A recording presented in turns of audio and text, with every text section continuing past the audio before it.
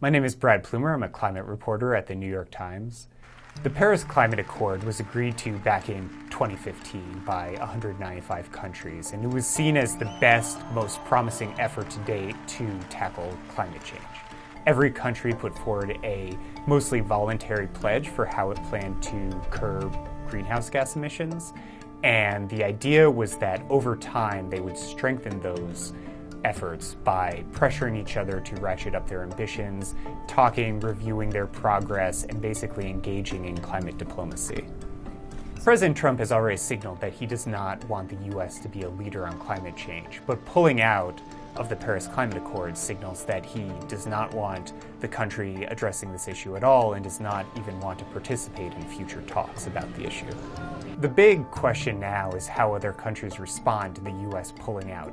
Do they decide to redouble their own efforts to curb greenhouse gas emissions, or does the agreement start to fray and unravel without the United States? And this could go either way. You've seen countries like China, France, Germany, India all say they want to continue addressing climate change even if the U.S. pulls out, and they plan to continue doing that. So the Paris Climate Agreement does not impose any actual legal obligations on the United States. Most legal experts agree that if President Trump wanted to dismantle President Obama's climate policies, he would be free to do so and still stay within the Paris Climate Accord.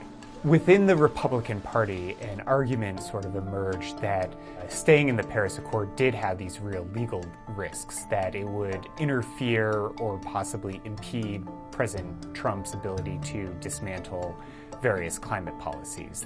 Right now, if you add up everything that countries are currently doing, they would not put us on pace to avoid more than 2 degrees of global warming, which is considered the goal. Countries would have to strengthen their efforts over time if they wanted to hit that goal, pretty dramatically in many cases. So with the U.S. out, first it becomes much harder to do without the U.S., which is responsible for about 1/5 of global emissions. But secondly, if the U.S. withdraws, it won't be able to play that role of pressuring other countries to take more action. It won't be able to play that role of pressuring China or India to try to do more about climate change than it already was.